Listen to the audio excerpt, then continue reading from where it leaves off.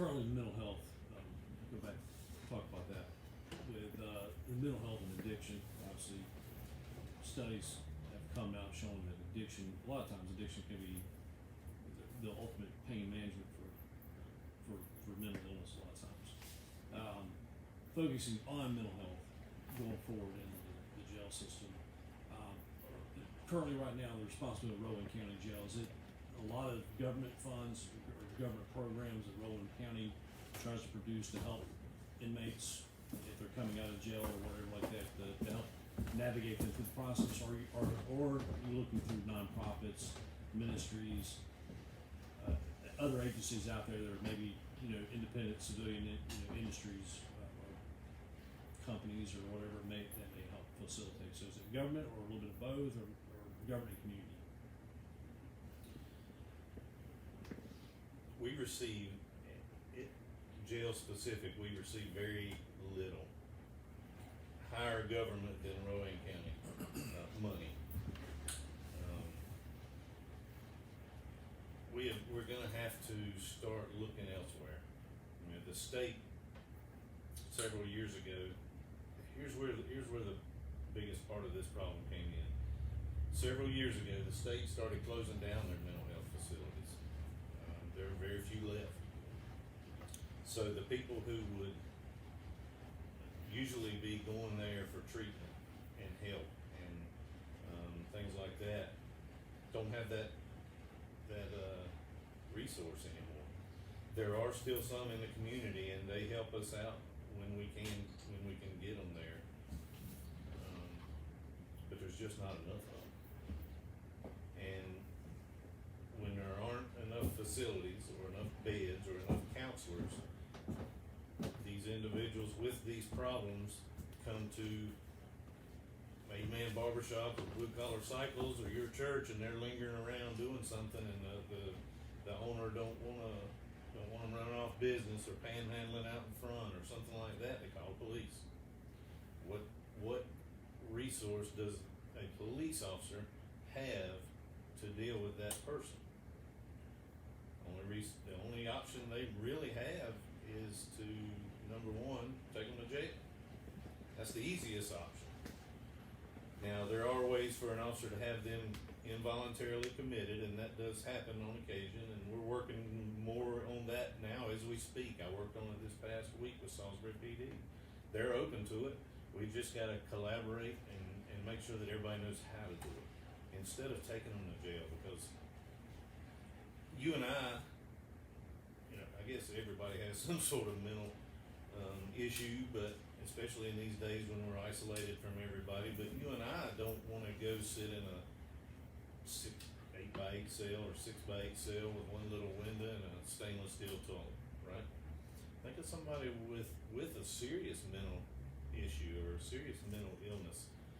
Putting them in that position, that's a recipe for destruction.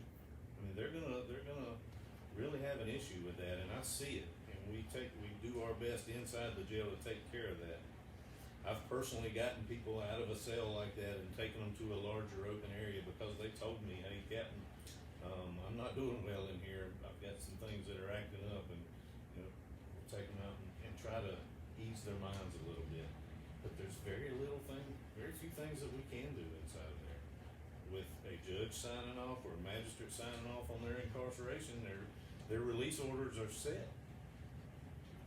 I've got one sergeant who's primarily responsible for finding those individuals and doing what she can to coordinate between the DA's office, the judges, and the magistrate's office, and the hospital. She does a fabulous job, but she can only do so much.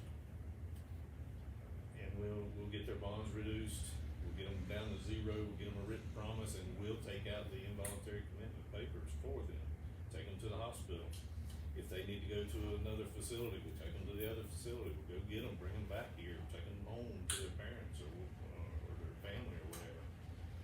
So right now, I believe we're doing just about everything that we can within the boundaries of the law and our budget. But I firmly believe while we've got them held in a facility, and if we can offer them these resources and these treatments and these other things, then once they leave there, if we can keep up with them and keep helping them, you know, go to places like Mr. Hawkins over here. I'm sure y'all got some kind of service. If it ain't nothing but just calling them on the phone and saying, "You doing okay today? Is there anything you need? Are you missing anything? Have you taken your medicine?" You know, getting them in touch with people out in the community that can help them without incarcerating them is the key. I guess comment, I'll try to filter a question to it, but I think that's where a lot of our problems with mental illness and addiction, it's just the recidivism, the vicious cycle of in and out and in. There's no help. My challenge would be to you, if elected sheriff, and I'm kind of digging what you're saying, but is to maybe partner up with those people, those organizations that specialize in addiction or mental therapy or mental health with kids or whatever it may be. Partner with those, because as we all know, government organizations are effective at doing what they do sometimes, but they're not effective at doing things they're not specialized in. Mental health would be one of them. Addiction recovery would be another. I would challenge you to partner up, to look for those organizations. Like we work with an organization called Operation Decisive Victory for veterans, homeless veterans. Finding those organizations out there, that's their specialty, helping veterans, especially been arrested or that have those bonds that need to be reduced or that have addiction recovery. Working with those, those organizations that can help specialize in that. So. Absolutely, I welcome that. I haven't done everything that I'm capable of doing, I'm sure. But I believe that with when I'm not worried about the 420 inmates in a 368 bed jail, and I'm not worried about the 80 or 88 or 120 police officers now that I've got, I would be able to spend more time doing exactly that. I'm a very compassionate person. I try to help. I've started many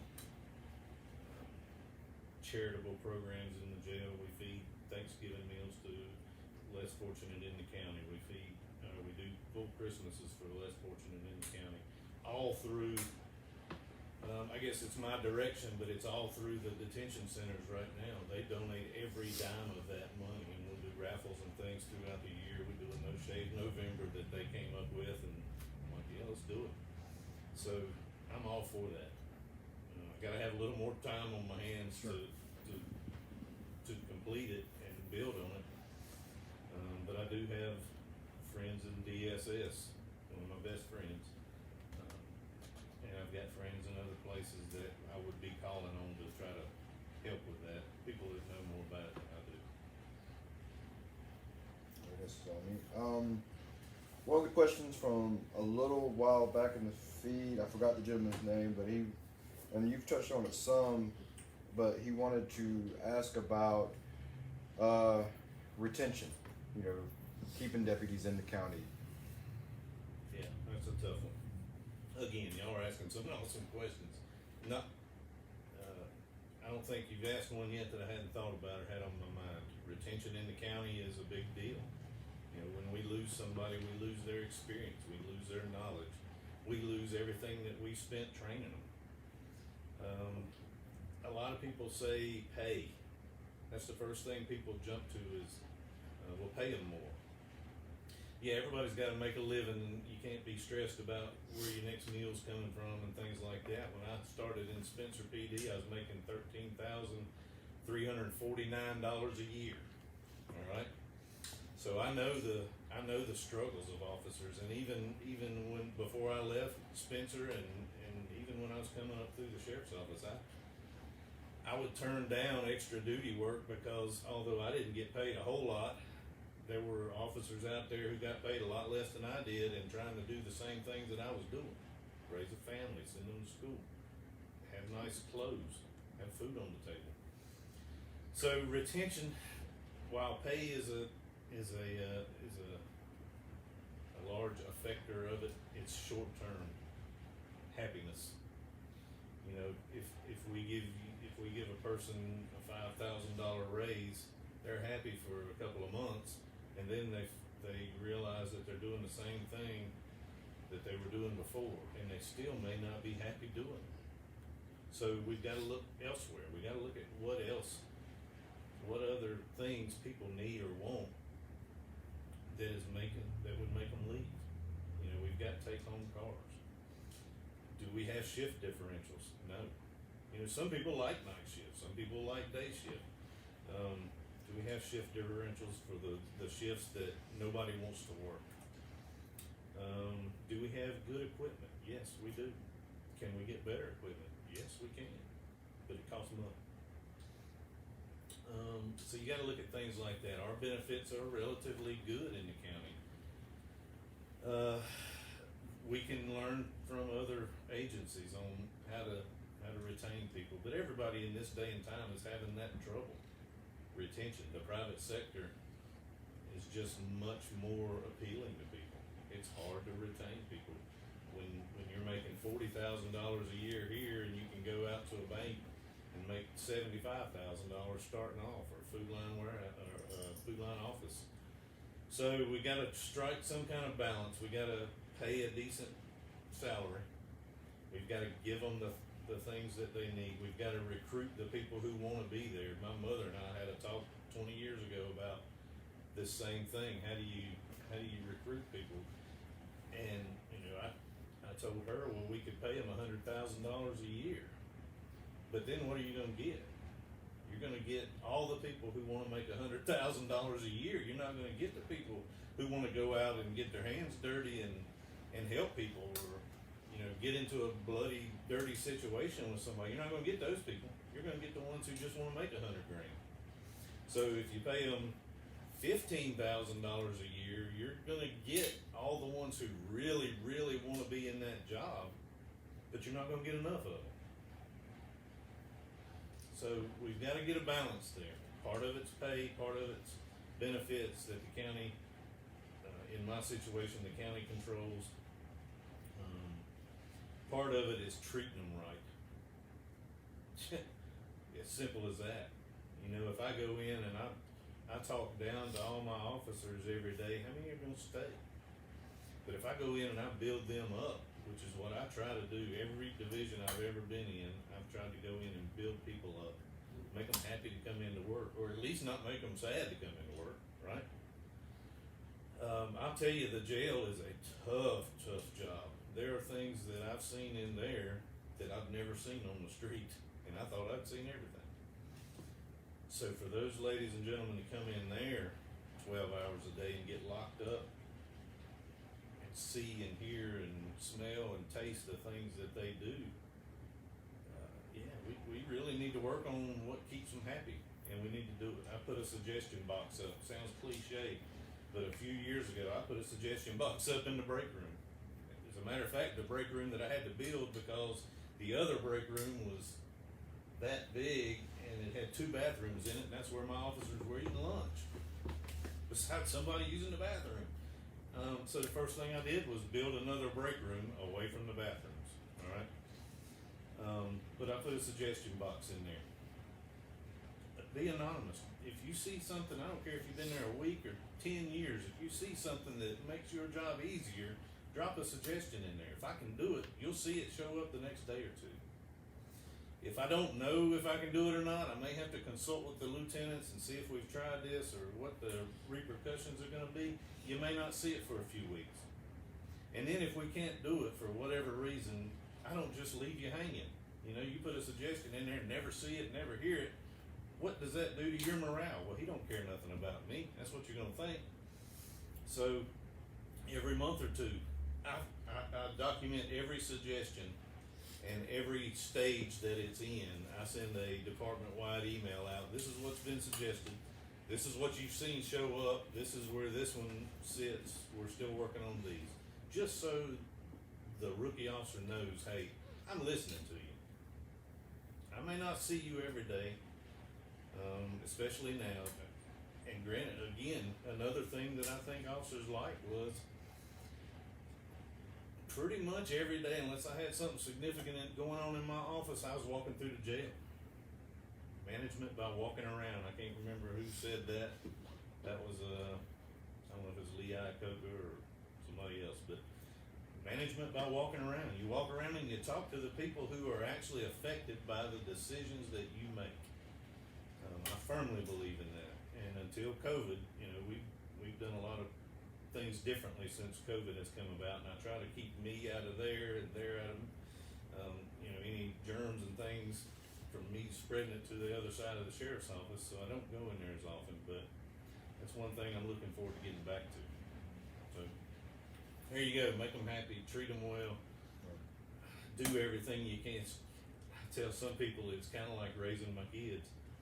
I'll tell them yes every chance I get, because eventually I'm going to have to tell them no, and it makes it that much easier on them when you have to say no. Another question is, and this is one for me, is, and if as a citizen of Rowan County, I have a negative interaction with one of your officers, one of your deputies, to where, not necessarily a crime, but I just feel like the officer handled the situation poorly, maybe got a little handsy with me or someone else, or I just feel like maybe they were rude for no reason. Can you explain to people on here and to everyone, as citizens, what is, as a citizen, your recourse for if you feel like you're not treated properly by one of your deputies? What are the channels for a citizen to kind of bring that to light and to kind of, like, you build that trust back to where, I don't feel like I was treated fairly.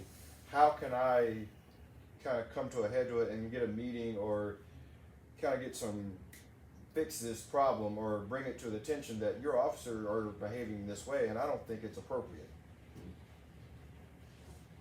There are procedures in place. Our whole world in law enforcement is based on procedure. If we don't do it that way, then there's no way to be fair across the board with everybody. So we base procedures and policies on it happens this way every time it happens. There are some in place now, and those are expanding actually. Currently, our policy is if you want to file a formal complaint on an officer's actions or what they did or didn't do, then you have to do it in person. That goes back to a couple of things. One is, even as a citizen, you have a right to face your accuser. They don't have a right to anonymously accuse you of something and have any kind of investigation done on you. Okay, so that's one thing. The other thing is there's so many avenues of this, but one thing is there are so many people who only hate the law enforcement, and they'll say anything or do anything as long as they don't have to show up and do it in person.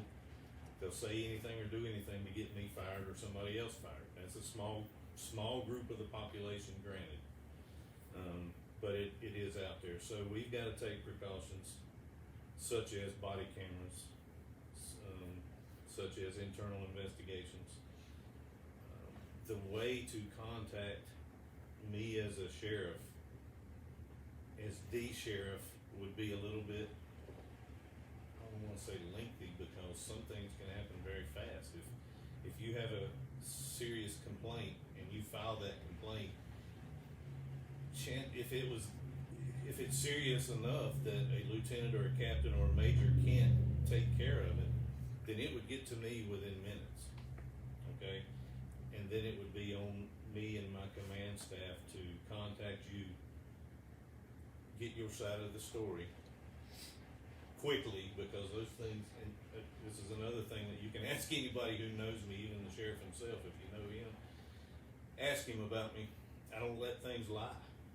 If it's not that I'm against my officer, and it's not that I'm against my citizen, I want to get to the truth. I want to get to what happened, why it happened. If it is that the citizen is saying one thing and you're saying another, that's why we've got body cams. We have to educate each other. that's part of it. If we come to a decision that, yes, you feel bad and yes, you feel disrespected, and this officer saw this and this and this, and that's how he's trained to react to it, we've gotta be willing to educate you, and you gotta be open-minded enough to hear it, and then we've gotta be willing to educate this officer, and he's gotta be open-minded, or she's gotta be open-minded enough to hear it.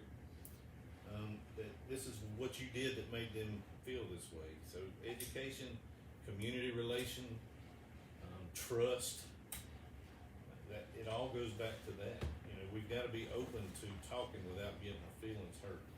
Gotta be open and not only talking, but listening. Can I interject something on that? On that question, which was an amazing question to be Brian that just answered. So do you feel like that's an effective way to build community relations between officers and the community if something happens between an officer and their only source of reporting that is coming directly to the officer that mishandled them? No. Is there a better process that we can see created? And is that something that you guys are actually working on to see? Maybe this, because if I personally was in an altercation or maybe a negative situation with an officer, I don't know if I would feel comfortable going to the officer. You're not going to the officer. Okay. I must have misspoke. Okay, yes. That's what you got out of that. Okay. You wouldn't be going to the officer. You'd be coming to the office. Okay, to the You'd office. be filling out a formal report. Okay. That report, you'd leave. Okay. That report would be then transferred up to a lieutenant or a captain Okay. or a major, whoever's responsible for doing those type of investigations. No, you would not. I would encourage you to not go and confront an officer. Let me clarify Okay. that. That was my question. What is the process? I say, That's I felt like this situation went awry and it could have been handled better. As a citizen, what are the steps I take to bring that to your attention? Not necessarily not just because I feel like it should have been done differently, but to bring it to your attention as the supervisor of this deputy. Hey, this is an issue you have. And this officer, if he'd done this with me or we had this altercation, chances are it's not the only time it's happened. What is the process for, I guess, a citizen complaint? That's pretty much the process. We get calls a lot on the phone, and 100% honestly, most of them, I've got a book on my desk that I write them all down in. And if they even sound remotely logical, I'll go do a small investigation just to see if I can pick up on any hint of wrongdoing or any hint of malicious conduct or anything like that. So while I'm telling you that the process is for you to come to the office, fill out a formal report, that report gets passed to the lieutenant or the captain or the major, whoever's gonna do that investigation. And then they will, number one, they'll do their research. They'll find out what incident or whatever it was is related to that. They'll pull calls from 911 center. They'll pull recordings from there. They'll pull body cameras from that incident. They'll review all that. And then likely they'll call you as the victim and say, hey, what exactly are you telling me here? They'll compare that to what they're seeing. They'll get the officer's side. They'll compare that to what they're seeing and what you're saying, and try to come to one conclusion, because everybody in this room knows perception is everything. You and I can sit here and see something walk down the sidewalk, and I perceive it a different way than you do. It may offend me. It may not even be a blip on your radar. So we've got to get to what actually happened, and then try to compare the perceptions. And then if discipline needs to happen, then discipline happens. And sometimes we just have to agree to disagree on things, and that goes back to trust issues. But that's the process. The official process is you come up, you fill out the report, you send it up the chain of command, we do the investigation. The unofficial process is you call my phone, you tell me what's going on. I try to figure out if help you or not. Either way, I call you back. I try not to ever leave anybody hanging, wondering what's going on with something that's important to them. So I guess that's the process, if that's what you're wanting to know. No, I think that's great. As far as as far as the question I was asking, I think, and we always say this because I've had my father's in the military, grandfather in the military, so we do definitely understand that. I think there's a kind of maybe misinterpretation between the local, or sheriffs or police officers with the African American community, that probably because the trust has been broken, that those things might be kind of hard to relate. But I think moving forward, just the training, diversity training, actually being a part of the community and not just policing, but actually knowing that there's some very, very great community leaders here. I can name a bunch of great community leaders that are in the streets, or Anthony Smith, Timothy Bates, all of those guys, night crawlers who have been canvassing the communities and real strong, solid voices that desire to see the same changes inside of our community. So I think it's all about anything that we want to see is partnership. Yeah. It's definitely partnership inside of our community, but understanding the process, because sometimes people don't know these processes or where these processes are. So the first thing, if something happens, then where do we go to kind of find these processes to simplify that stuff so people know it? And I think it just takes more conversations inside of our communities to see, and questions to be posed so we'll know. A lot of the things that you mentioned today, I would have known had we not had a conversation. So, I think it's very, very vitally important that inside of our communities that we have more and more of these conversations so people can see and hear your heart, and then what actually goes on inside of those departments. Well, I can tell you firsthand that the work is being done. It's not rocket science. This is what we need to do, and the work is being done to get there. It's just not being done on a big enough scale, or often enough, or continuously enough for everybody to see the difference, and that's a shame. I think that everybody needs to. Well, I think everybody needs to take some law enforcement type classes. As a matter of fact, when I was in Landis, I started a citizen training academy, because at that time and at this time currently, let's simplify it a little bit. A lot of people don't even know what to do when they see blue lights behind them. One of those. And they freak out, they get scared, and it's not something that you should be scared of. First of all, you pull to the right. I stick my hands out the window because generally I got a gun on me, and I don't want any mistake about that. But you pull to the right if you can. I've had people stop dead in the middle of the road, terrified because I turned my blue lights on. So the Citizen Training Academy I convinced our sheriff to do that. Specifically to sort of teach community people who otherwise wouldn't have any exposure to it, what we do, what the investigative division does, what kind of tools are available to us, what the K9 unit does, what SROs do, what the jail has to offer, what just all kind of. It was every Wednesday for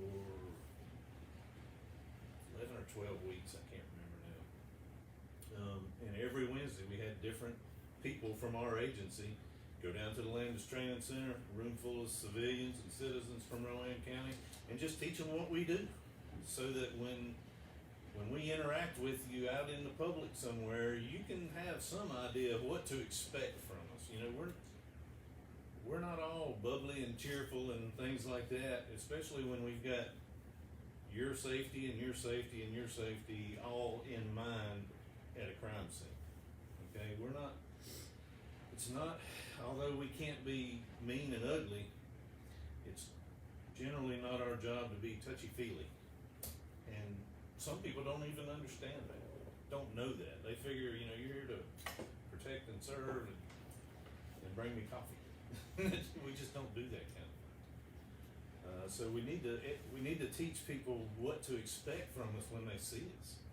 But at the same time, we need to teach our officers how to present themselves. We do a pretty good job of that. You know, for the most part, our officers are very professional. We all have times in our lives where we're thinking about something else. There's a million things going on in our mind, and we're not as cordial as we should be to other people. We're no different. We're just no different. We gotta quit thinking that we are, first of all, and the public has to quit thinking that we are. Over the years, we've put ourselves up on a pedestal, and it's a higher standard, and I'm fine with that. I want us to be at a higher standard. But we also gotta keep in mind that we're human, and that human interactions, generally, we're called somewhere because human interaction was bad, right? And so we're human too, and we just gotta tone everybody down, maybe. Quit having such animosity. And you know, if we can get the animosity out of the way, we can get the trust issues worked out. I think anyway, you know, it's just my opinion, but if we can just tone people down and have good, decent conversations, listening, not just getting out what you want to say, but listening. Communication's two things: it's listening and speaking. And a lot of times, I would just speak, and then while somebody else is talking, we're thinking about what we're going to say next, and not listening. So I don't know what question that got spurred off of, but yeah, that's just me. Well, it's a recurring theme amongst the three of us and with yourself, it seems, and what I've found is the more time citizens interact with an officer like this, the less likely they're going to be perceived as that boogeyman behind a pair of Oakley glasses. The more times I run into, you know, a cop at a fundraiser or out in the street and have like a regular conversation about the weather versus my first interaction with an officer is he cannot be cordial because he is working an incident. Mm. My brother's a cop. I used to be a firefighter. I worked with law enforcement a lot. So I had the advantage of having a lot of close personal relationships, and they're not the boogeyman. They're not like, you know, this bad dude because he has a certain way he carries himself when there's an incident involved. But if, as an organization, the more times law enforcement interacts in the community like this, not when it's bad. You know, if you wait till your first interaction with law enforcement when things are bad, you're already behind the 8 ball. But if I've had an interaction with you and I've seen you and just out doing stuff in the community, when things go south, I know that's just Greg. He's a cop. It's cool. This is what's going on. He's a man. I've seen him eat real food like a human being. Like, it's all right. I've seen him wearing jeans and boots. Yeah. That's part of the reason that we have school resource officers now. When we started, not me personally, but or Rowan County, but when law enforcement started that program of school resource officers, everybody realized that, you know, we are rearing a generation of people who only know cops as kicking my door in, taking mama or daddy to jail, or both, calling DSS, and I'm sleeping somewhere else tonight. And we just can't have that, and we've continued that, but school resource officers are a big help in fighting that. And we've got several good school resource officers. I mean, the kids love them. Danny Lindley, I hope you don't mind me mentioning his name. He's a great guy. He's a dang giant, man. He's a big old dude, but the kids love him. He's such a good-hearted individual. He's teaching those children that just because I got a uniform on doesn't mean that you got to be afraid of it. And we need to continue that. We need to do more of that. But we have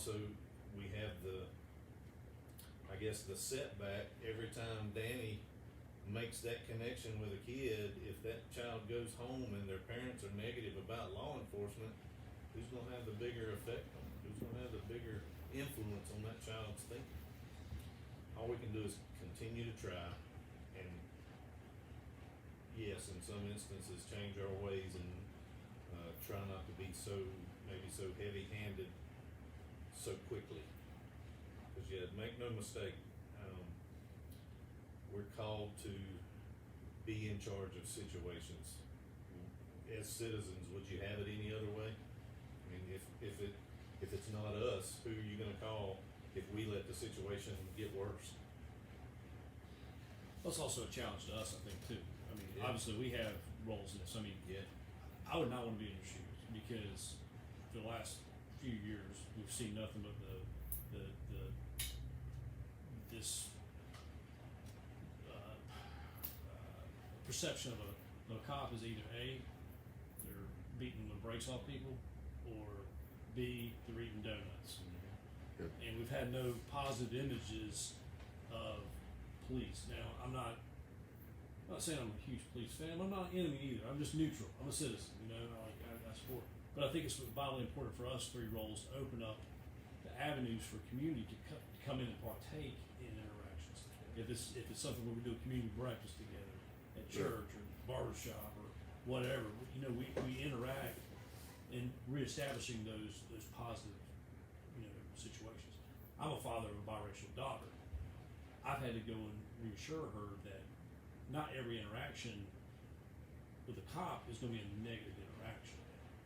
That's just a perception. I've had many great incidents pulling over, and not thankful for the speeding ticket, but very grateful for them putting their not knowing the situation in front of the car, and it's kind of like rolling the dice. I get that, but we at home a lot of times we don't do it justice, and we continue feeding back that reverb loop back into our community of everything's negative. And it's not necessarily that, but as three, I wouldn't say pillars in the community because I don't hold myself to that standard, but as someone who has a place where people can come in and interact, we need to do a better job of interacting with the police and the community and creating that central hub there. I'm gonna throw you a softball question here, so. Can you? Yeah, good. Because I'm gonna say something about that. You're exactly right, and that's how it gets started. You three right here, go home and tell people that you know there are millions on top of millions of positive police encounters every day that you don't see on the news because that's not newsworthy. Yes, be careful. Yes, do the right things. Yes, give it the proper respect that it deserves in that situation. But if y'all three go tell somebody and teach your kids that, and then they go tell somebody and teach their kids that, then that's how this thing gets opened up and trust gets reestablished.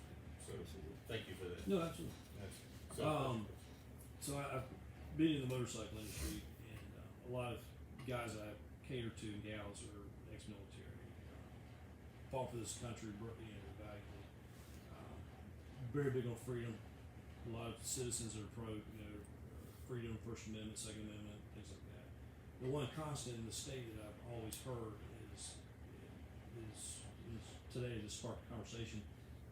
As a sheriff, what would be your stances on if something came down from, let's say, DC or Raleigh, with further enforcement of more lockdowns, mask mandates, things like that? What would be your role or view on that, and how would you rebuke that? And also, the Second Amendment. Obviously, a lot of motorcycle riders we carry, a lot of us concealed carry. North Carolina, we can open carry, so a lot of us carry on our person in work or recreational while riding a motorcycle, things like that. So, on those two softball topics of I'm waiting on the softball. What do you call softball? I'm trying to throw an easy bait out here, But for the mask mandates and also anything that may clamp down on Second Amendment rights, that's been the constant conversation. So the mask mandates. Let me try to tackle that one first. I've been guilty of not wearing a mask, probably when I should have, as I think everybody has.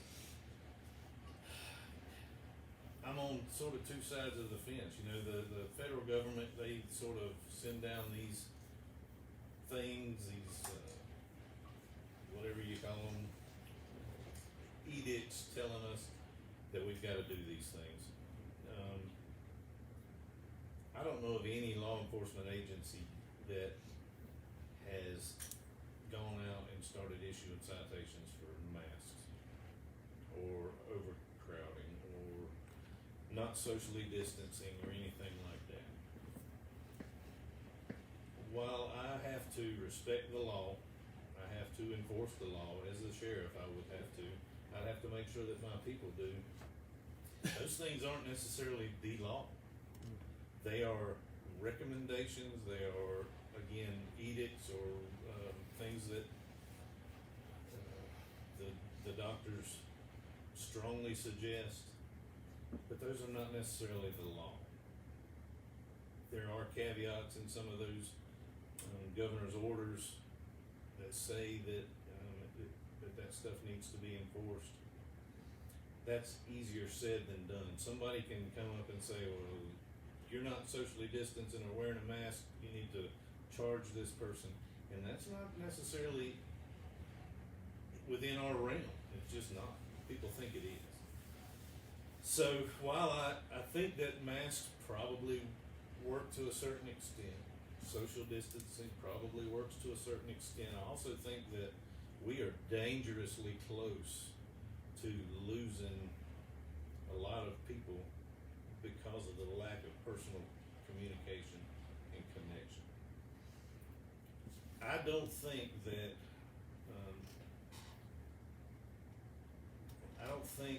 we need to distance ourselves and cover ourselves so much that, number one, childhood mental health deteriorates.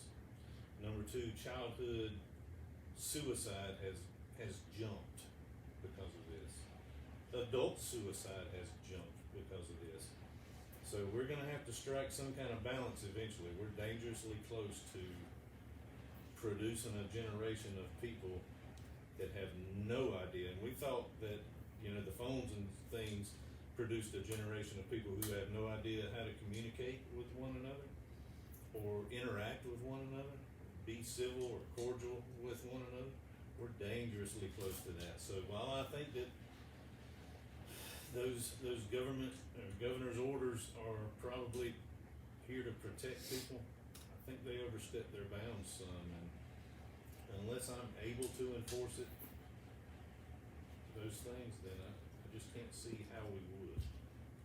I don't think my citizens want us to go so far as to deteriorate the mental health of at least our children or our elderly. How many of our elderly have died alone in a hospital and haven't been able to see their family member in a month except through a window?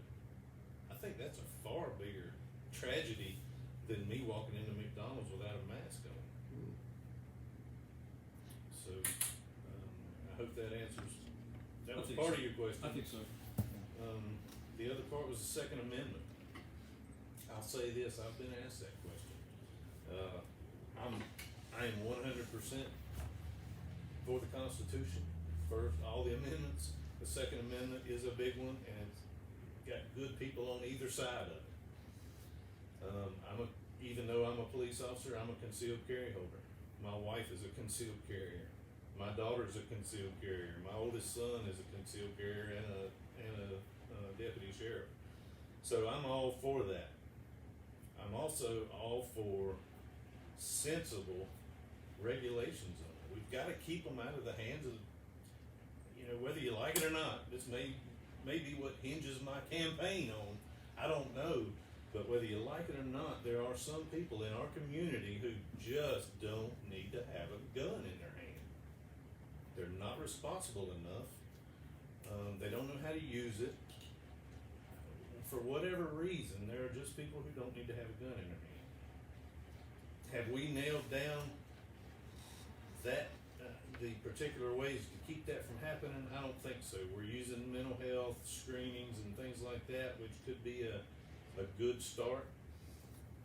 But I don't think that every veteran who comes home with PTSD deserves to be disqualified from defending themselves in their homes. I just don't. So there are some things that need to be changed in that. The sheriff has some influence on that, but less than the average person believes. I think the average person would believe that the sheriff has a lot of power over that, and they just don't. We have some influence with the senators and congressmen and things like that, and I would certainly be willing to use that. I'm not, you know, if somebody asks me, I'm not going to be far right or far left on that issue. I'm all for carrying a gun. I grew up in a household of guns. My father was a Vietnam veteran who happened to pass away in the VA right before the COVID lockdown started. Brian was, he choked us all up when he come out and gave my father a haircut and a trim while he was laying there in the VA bed. But, you know, did he deserve to have his gun rights taken away because he had PTSD? No. I don't think so. He protected my family, my brother, my mother, and me with those, you know, or at least we felt like it. So there's a big debate about that. You can go either way, but I can tell you right now that I'm all for proper carrying of a firearm properly. And when the person is responsible enough, knows enough, can do enough to carry it safely, not to harm somebody unintentionally or intentionally. You know, I think everybody ought to have the right to defend themselves, and I'm sorry, but you can't defend yourself from a gun attack with a knife most of the time, or a ball bat. So, a lot of discussion about that needs to happen, and it will. Eventually, we'll work it out. It'll go back and forth until we finally, you know, sometimes it's, this is what we can do, this is what we can't do, and we end up working back and forth until we finally meet in the middle somewhere, and we're everybody may not be happy, but everybody's satisfied. So, that's me. Yeah, anything else? You good? Alright, well, I think we're going to wrap this up. Obviously Greg is a close personal friend of mine. He come by the shop, and this forum was kind of just something we spitballed and put together. But as I told him, the only way I would do it is to offer this to the other candidates running for sheriff. I am more than willing to offer this space. I can't guarantee you'll have Reverend Hawkins or Brandon or when we'll be able to do it, but it's available. We'll try to make it happen. So just wanted to throw that out there. Thank you to Brandon McNeely from Blue Collar Cycle, Reverend Hawkins here for coming out, spending time with us, and getting this conversation going. Obviously, thank you to Greg for being willing to literally sit in the hot seat and get grilled. So before we head out, I want to turn it right over to Greg and let him wrap this up, and we will kind of end this thing here soon. So, Greg. All right. Well, thank you to Brian. I guess Tim couldn't make it, but Tim I've known for most of my life, his partner up here. Thank you to both of y'all. I appreciate you. Y'all didn't hit me too hard. You know, I hope I answered your questions. That's what this was all for, so that you and the people that trust you can see me and just see that, you know, I am who I am. I'm genuine. I've had a lot of promotions in my career, and I don't think I've changed one bit because of it. I don't intend to change if I become the sheriff of Rowan County.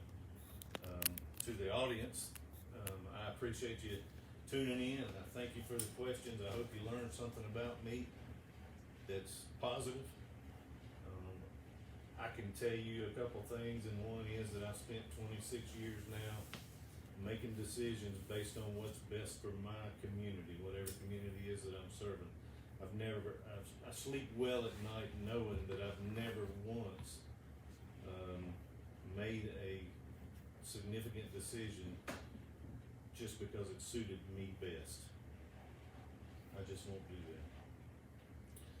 Again, I sleep well at night knowing that when I've arrested somebody, they've done something that needed to be arrested, or when I've taken somebody home instead of arresting them, they deserve that also. I sleep well at night knowing that I've treated everybody as equally and fairly and as well as I possibly could have. I'm not ashamed of anything that I've ever done. I've loved serving this community in every stage that I've been at. I appreciate you if you think that I'm the right man for the job, come out and vote. The primary election is the one that I need to win.